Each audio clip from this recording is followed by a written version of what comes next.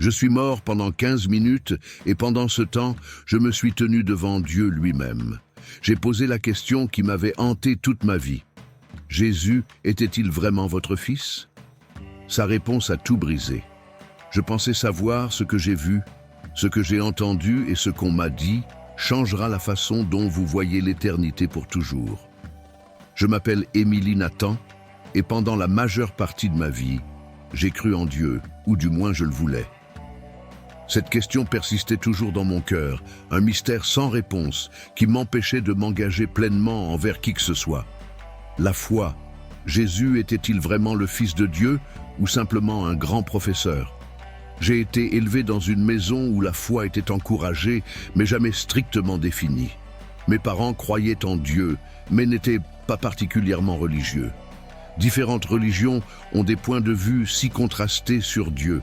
Pourquoi certains prétendaient que Jésus était divin alors que d'autres insistaient sur le fait qu'il était simplement un prophète? Pourquoi certains croyants semblaient-ils si certains alors que je doutais seulement d'avoir touché au bouddhisme, étudié l'hindouisme et même exploré le spiritualisme New Age en quête de paix et d'illumination? J'ai cherché.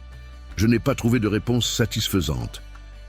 J'ai parfois assisté à des services religieux, mais ils m'ont laissé un sentiment de déconnexion. Certains prédicateurs parlaient de Jésus comme du Sauveur, mais mon esprit sceptique ne pouvait pas l'accepter pleinement. D'autres parlaient de lui simplement comme d'un sage enseignant, ce qui avait du sens, mais quelque chose dans cette explication semblait incomplet. Des méditations paisibles, des discussions sur l'énergie divine et des ateliers sur le pouvoir de la prière. J'y suis allé en espérant une sorte de clarté, une sorte de percée qui réglerait enfin les questions dans mon cœur, mais même après un week-end de réflexion, je suis parti avec le sentiment d'être aussi incertain qu'avant. Jésus était-il le Fils de Dieu ou était-il simplement un personnage mal interprété par l'histoire? J'ai soupiré en saisissant le volant, la frustration s'insinuait dans mes pensées. Si tu es réel, j'ai marmonné dans ma barbe, si Jésus est vraiment ton Fils, montre-moi, je ne veux pas de foi aveugle, je veux la vérité. Je ne m'attendais pas à une réponse. Puis en l'espace d'un battement de cœur, tout a changé de nulle part. Un gros camion a foncé dans ma voie. Mon souffle s'est arrêté. Il n'y avait pas le temps de faire un écart. Pas le temps de réagir, un impact assourdissant, un éclair de douleur, comme un feu déchirant mon corps, un cri peut-être le mien, peut-être celui de quelqu'un d'autre, puis le silence. Un étrange silence étrange comme celui du monde. Je n'étais plus dans ma voiture, je ne souffrais plus, je n'étais plus au monde. J'avais toujours su que j'étais mort et j'étais sur le point d'apprendre la vérité d'une manière que je n'aurais jamais pu imaginer. J'ai ouvert les yeux mais je n'étais pas dans ma voiture au début. C'était un désordre de métal mutilé et brisé vert posé au bord de la route. Un ambulancier entourait la scène, travaillant frénétiquement. Et là, au milieu de tout cela, j'étais moi. Mon corps, sans vie, était affalé, ensanglanté et brisé. Et pourtant j'étais là, flottant au-dessus de lui. J'aurais dû ressentir de la peur, désespoir de panique, mais je ne l'ai pas ressenti. Je me sentais en apesanteur. Il n'y avait plus d'inquiétude, plus d'incertitude, la confusion de la vie. Mes questions, mes doutes, ma recherche de la vérité, tout semblait si lointain maintenant. Puis quelque chose a changé, une force douce mais irrésistible a commencé à me tirer vers le haut. Au début, j'ai résisté à essayer de donner un sens à tout cela. Mais alors que je me permettais d'abandonner, j'ai été élevé plus loin de la scène de l'accident, loin du monde que j'avais toujours connu. Et puis j'ai vu la lumière. Ce n'était pas seulement une lueur brillante, elle était vivante, elle palpitait et scintillait, comme des vagues dorées d'amour coulant à travers un horizon sans fin. Ce n'était pas quelque chose que je voyais simplement, c'était quelque chose que je ressentais au plus profond de mon être. Puis j'ai pris conscience de leur figure de lumière rayonnante qui m'entourait. Ils n'étaient pas humains, et pourtant ils me semblaient familiers comme de vieux amis. Sur moi, me guidant d'une manière que je n'avais jamais imaginée. Puis la revue de vie a commencé en un instant. Mon existence entière s'est déroulée devant moi, non pas dans une série de souvenirs, mais comme une expérience de respiration vivante. J'ai vu tous les choix que j'avais jamais faits, chaque mot que j'avais prononcé, chaque pensée que j'avais eue. Mais ce qui m'a le plus frappé, ce n'étaient pas les actions elles-mêmes, c'était l'impact que j'ai vu. Dans la rue, comment mon indifférence a approfondi son désespoir, la fois où j'ai réconforté un ami en deuil. Comment cet amour s'est propagé dans la vie des autres. Chaque interaction, aussi petite soit-elle, n'était pas insignifiante. Il n'y avait pas de condamnation, seulement la compréhension, pas de punition, seulement la vérité. Les prières avaient été entendues chacune, celles sans réponse, celles murmurées, celles que j'avais oubliées. Dieu les avait toutes entendues. Les larmes coulaient dans mon âme alors que je réalisais à quel point j'avais été connu depuis le début. Puis, la lumière s'est déplacée, augmentant en intensité jusqu'à devenir tout. Émerveillement, j'avais l'impression de me tenir devant l'essence même de la vie, devant celui qui avait formé les étoiles, les galaxies, le souffle même dans mes poumons. Et pourtant, il y avait de l'amour. Pas seulement l'amour tel que je l'avais connu sur Terre, conditionnel, éphémère, parfois fragile. C'était l'amour dans sa forme la plus pure et la plus complète. Il remplissait chaque partie de moi, effaçant chaque doute, chaque peur, chaque hésitation. C'était comme si j'avais cherché cet amour toute ma vie, et maintenant, debout devant lui, j'ai réalisé que je n'avais jamais vraiment compris ce qu'est l'amour. Même c'était pour la première fois que je savais que je sentais mon âme trembler, alors qu'une question brûlait en moi, la question qui m'avait hanté pendant tant d'années. Était-ce que Jésus était vraiment le Fils de Dieu, ici dans ce lieu de connaissance et de vérité infinie? J'allais enfin recevoir ma réponse. J'ai rassemblé mon courage en me préparant à demander à celui qui savait tout. J'ai ouvert mon âme et avec chaque fibre de mon être, j'ai posé la question. Dieu était Jésus ton Fils? La réponse que j'ai reçue m'a profondément secoué. Je me suis tenu devant lui, chaque concept humain de Dieu que j'avais jamais entendu lire ou imaginer s'effondrer en un instant. Il n'était pas lointain, il n'était pas une force vague, il n'était pas seulement de l'énergie ou une présence impersonnelle. Il était vivant, réel et extrêmement personnel, et je me tenais en sa présence. Il était impossible de décrire tout le poids de ce que je ressentais. Mon âme l'a reconnu même si mon esprit avait douté de lui pendant des années à ce moment-là. Toutes mes questions semblaient si petites par rapport à l'ampleur de qui il était, mais une question brûlait encore en moi, celle à laquelle je n'avais jamais vraiment répondu à la question qui m'avait suivi toute ma vie, celle qui détenait la clé de tout. J'hésitais tremblant devant celui qui savait tout de moi, chaque moment de foi et d'infidélité, chaque instant de foi et d'infidélité, chaque prière murmurée. Chaque fois que je m'étais détourné, et pourtant il n'y avait aucune condamnation en sa présence, seulement la vérité. J'ai pris une inspiration si j'avais même respiré à cet endroit, et j'ai finalement parlé.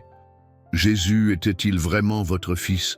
Au moment où la question a quitté mon âme, tout autour de moi a changé au lieu de dire un simple oui ou non. Dieu m'a montré la vérité, une vision s'est déroulée devant moi, non seulement des images, mais la réalité elle-même. Soudain, je me tenais dans un passé ancien, j'ai vu une jeune femme, Marie, trembler devant un messager divin. Comme si j'étais entré dans ce moment de l'histoire, j'ai vu la saleté de la crèche, la lueur de l'étoile au-dessus de la nuit sainte et tranquille, où la divinité s'enveloppait dans la fragilité humaine. Je l'ai vu grandir son enfance, ses rires, ces moments de solitude avec son père. J'ai vu qu'il était plus qu'un homme. Puis j'étais au milieu de son ministère, marchant parmi les foules, sentant leur faim non seulement de nourriture, mais de quelque chose d'éternel. Avec un amour donc pur, il brûlait à travers chaque mensonge, chaque blessure. J'ai vu comment les gens l'ont rejeté.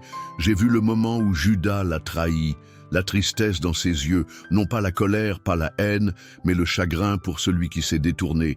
Puis j'ai vu la crucifixion, mais pas comme je l'avais imaginé. Brisé de l'ensemble, Le monde tombait sur lui comme une vague écrasante, et pourtant il l'a accepté volontiers.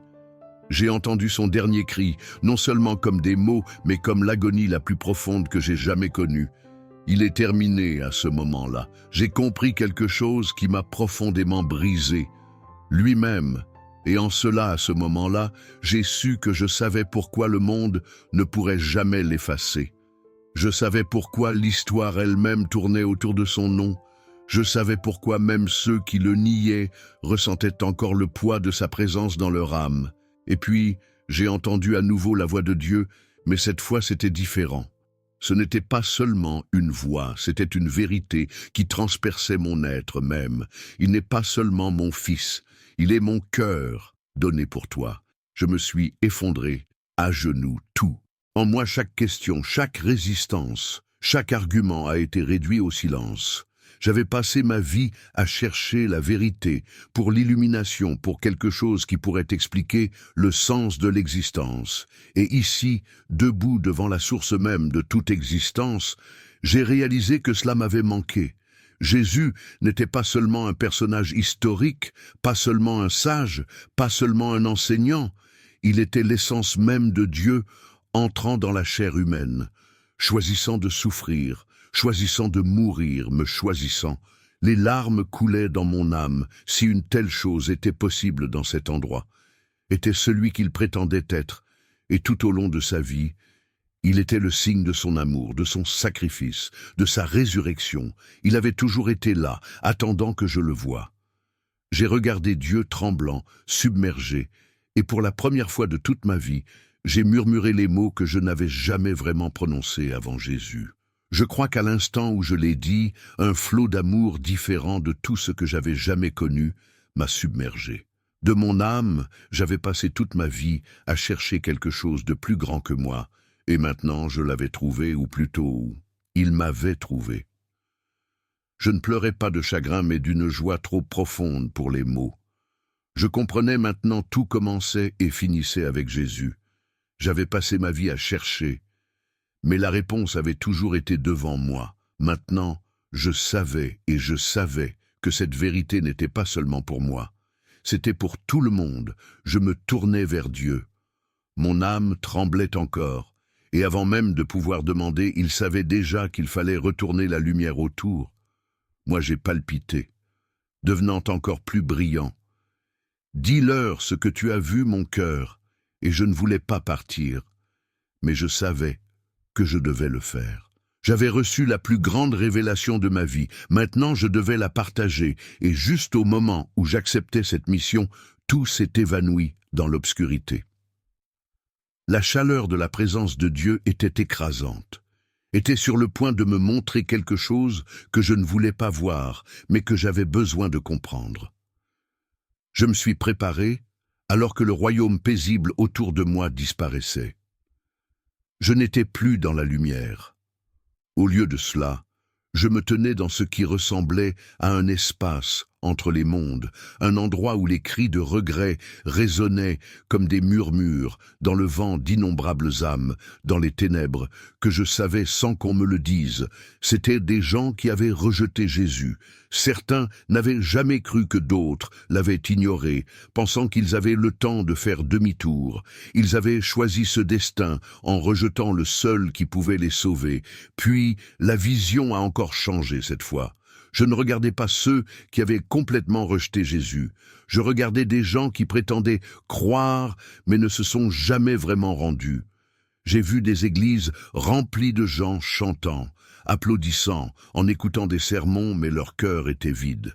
J'ai vu des chrétiens qui allaient à l'église tous les dimanches, mais n'ont jamais vraiment connu Jésus. Sacrifiant l'obéissance ou la foi, ils se sont détournés.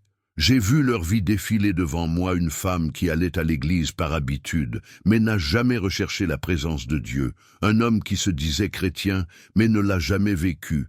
Il était plus concentré sur ses affaires et sa richesse, un pasteur qui édulcorait l'évangile, le rendant confortable au lieu de le convaincre.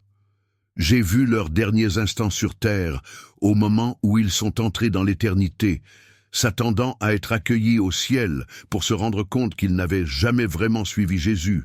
Leur choc était une barre parabole. Leur propre illusion les avait conduits ici. Ils pensaient qu'ils le connaissaient. Ils pensaient qu'aller à l'église, faire de bonnes actions et croire en Dieu était suffisant, mais ce n'est pas le cas. J'ai entendu la voix de Dieu à nouveau cette fois, remplie d'une profonde tristesse. Tant de gens entendent la vérité, mais ils refusent de voir. Ils veulent des preuves, mais leurs cœurs sont fermés. J'ai tremblé alors que ces paroles remplissaient mon âme. Il ne suffit pas de connaître mon Fils, vous devez le connaître. Pour la vérité, j'essaie de comprendre Jésus au lieu de le connaître vraiment, et je n'étais pas seul. Le monde est plein de gens qui reconnaissent Jésus, mais ne s'abandonnent pas à lui. Il ne suffit pas de dire son nom. Il ne suffit pas de croire qu'il existe. Vous devez lui donner votre vie. Vous devez le suivre. Vous devez l'aimer. J'ai vu des chrétiens se disputer pour des choses insignifiantes, pendant que des âmes se perdaient. J'ai vu des églises faire des compromis en édulcorant l'Évangile pour plaire au monde au lieu de Dieu. J'ai vu de faux enseignements répandre des gens déformant les Écritures pour les adapter à leurs désirs, conduisant des millions de personnes à la tromperie.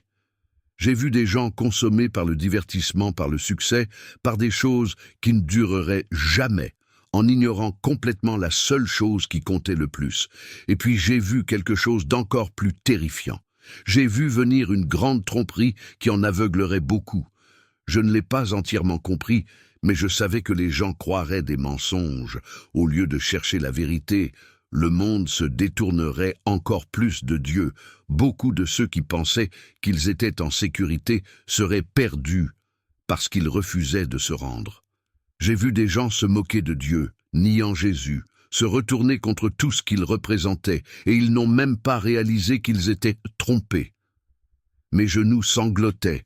Le poids de ce que j'avais vu était insupportable. Tant de gens que j'aimais, des gens que je savais, n'étaient absolument pas préparés pour l'éternité.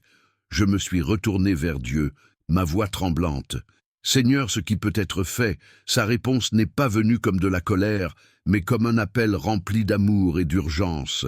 Ils doivent chercher mon Fils, maintenant, pas demain, pas quand cela leur convient pas, quand ils ont fini de courir après le monde. Maintenant j'ai vu une vague d'urgence se propager à travers le monde. Dieu rappelait son peuple, il les avertissait de revenir à lui. Avant, c'était aussi le cas tard. Il leur donnait du temps, mais ce temps était compté. Et puis j'ai compris que c'était pour ça qu'on m'avait montré tout ça. C'était pour ça que je devais revenir. Je me suis retourné vers Dieu, mon déchirant. Je ne voulais pas quitter sa présence, mais je savais que mon but, maintenant. Vas-y, Dieu a commandé. Dis-leur ce que tu as vu. Dis-leur que le temps est court. Dis-leur de me chercher avant qu'il ne soit trop tard. Les larmes coulaient sur mon visage.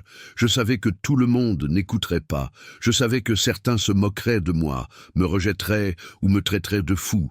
Mais j'avais vu la vérité et je n'avais pas le choix. Mais pour les avertir, une dernière vague d'amour m'a entouré et puis tout s'est évanoui dans l'obscurité. Je me suis agenouillé devant la présence de Dieu. Je me suis agenouillé devant la présence de Dieu, mon cœur submergé par le poids de tout ce que j'avais vu. J'avais enfin reçu la vérité, j'avais passé ma vie à chercher. Jésus n'était pas qu'un homme, il n'était pas qu'un grand professeur, il était le cœur de Dieu donné pour nous, la seule voie, la seule vérité, la seule vie. Et maintenant j'avais vu ce qui est arrivé à ceux qui ignoraient cette vérité. Je ne voulais pas quitter. Je voulais reste là-dedans, lieu de paix parfaite, amour parfait, vérité parfaite. Mais ensuite, Dieu parla à nouveau, et ses paroles brisèrent le désir. Dans mon âme, ton temps n'est pas encore terminé. J'ai levé les yeux sur mon esprit tremblant, Seigneur. J'ai murmuré, s'il te plaît, laisse-moi rester ici avec toi. Sa présence ne ressemblait à rien de ce que j'avais jamais connu. Il n'y avait pas de chagrin ici, pas de peur sans aucun doute. Il n'y avait que lui. Mais je connaissais déjà la réponse avant qu'il ne parle.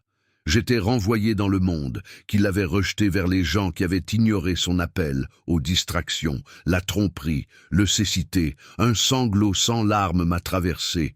Comment pourrais-je y revenir? Comment pourrais-je quitter la présence même de Dieu? Mais ensuite, il a parlé à nouveau.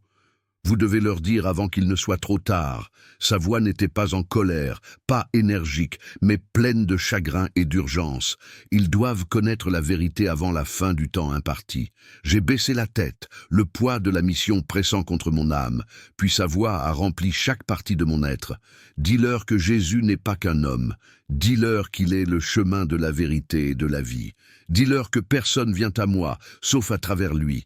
Dites-leur qu'ils doivent me chercher maintenant, tant qu'ils le peuvent encore. Ces paroles ont tonné dans mon âme, non pas comme un commandement, mais comme un appel désespéré, un appel d'un père aimant qui regardait ses enfants s'éloigner. J'avais vu les âmes perdues, j'avais vu les croyants perdus, j'avais vu la tromperie à venir qui aveuglerait le monde. Maintenant j'ai compris que je n'étais pas renvoyé pour moi-même, j'étais renvoyé pour eux, alors que ces paroles s'installaient dans mon esprit.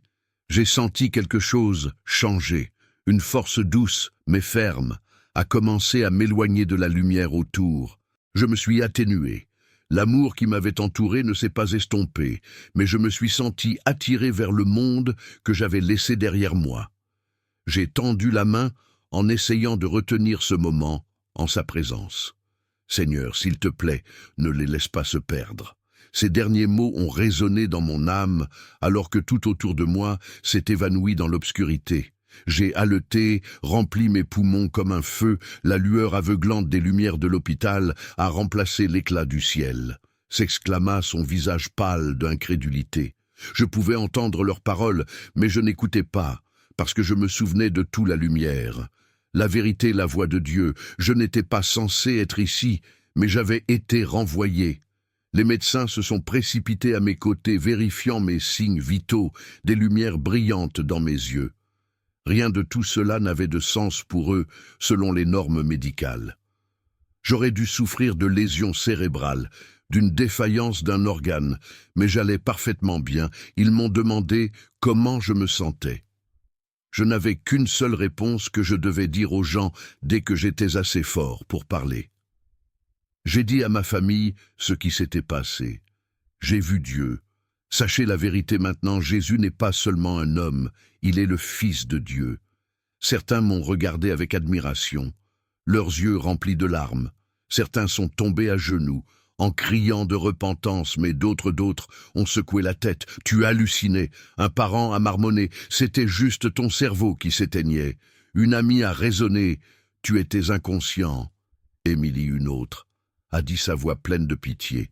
Mais je connaissais la vérité et j'ai refusé de garder le silence. J'ai commencé à partager mon témoignage partout où je pouvais, église, plateforme en ligne, conversation en tête-à-tête. Certains ont écouté. Certains ne l'ont pas fait, mais cela n'avait pas d'importance. J'ai dû leur dire, parce que j'avais vu ce qui arrive à ceux qui ignorent la vérité. J'avais vu les âmes perdues, j'avais entendu leurs cris de regret, j'avais ressenti l'urgence du message de Dieu, et je savais que le monde manquait de temps. Si vous entendez cela, ce message est pour vous. Vous n'avez pas toujours à décider un jour. Chaque genou fléchira. La question est de savoir si vous vous inclinerez volontairement ou quand il sera trop tard.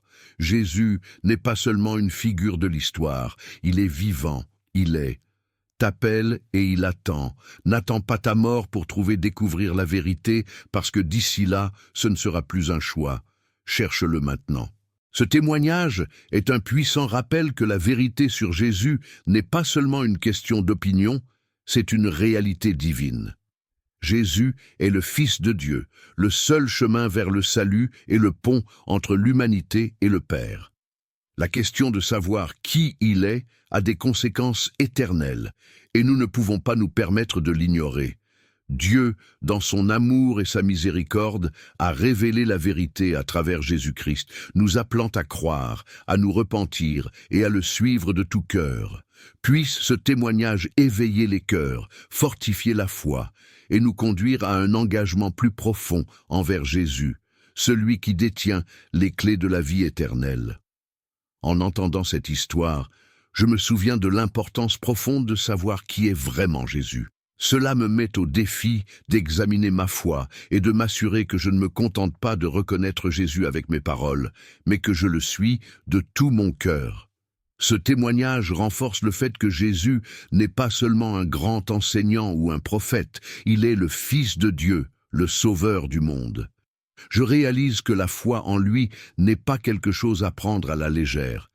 C'est le fondement de ma destinée éternelle. Cette histoire me remplit de gratitude, sachant que Dieu nous a donné l'opportunité de connaître la vérité et d'être sauvés. Cela m'humilie également, me rappelant qu'un jour, nous nous tiendrons tous devant Dieu et rendrons compte de ce que nous avons fait avec la vérité que nous avons reçue. Je comprends que la vraie foi n'est pas passive, elle nécessite un engagement quotidien à suivre Jésus, à faire confiance à son sacrifice et à vivre selon ses enseignements. Ce témoignage me touche le cœur et me pousse à partager la vérité avec les autres afin qu'eux aussi puissent expérimenter la grâce salvatrice de Dieu. Cela approfondit mon désir de le chercher, de grandir dans ma relation avec lui et de ne jamais prendre sa miséricorde pour acquise. Surtout, cela me rappelle que la question la plus importante dans la vie n'est pas celle du succès, de la richesse ou du statut, mais de ma réponse à Jésus. Père Céleste, merci d'avoir révélé la vérité sur ton Fils, Jésus-Christ, et de nous avoir appelés à une relation avec lui. Aide-nous à reconnaître qui il est vraiment, à avoir confiance en son sacrifice et à le suivre de tout notre cœur. Renforcez notre foi afin que nous ne soyons jamais trompés ou égarés. Remplis-nous d'audace pour partager ta vérité avec les autres, afin qu'ils puissent également connaître l'amour et le salut trouvés en Jésus seul. Puissions-nous vivre chaque jour avec la certitude qu'il est notre Seigneur, notre Sauveur et notre seul espoir. Au nom de Jésus, nous prions. Amen.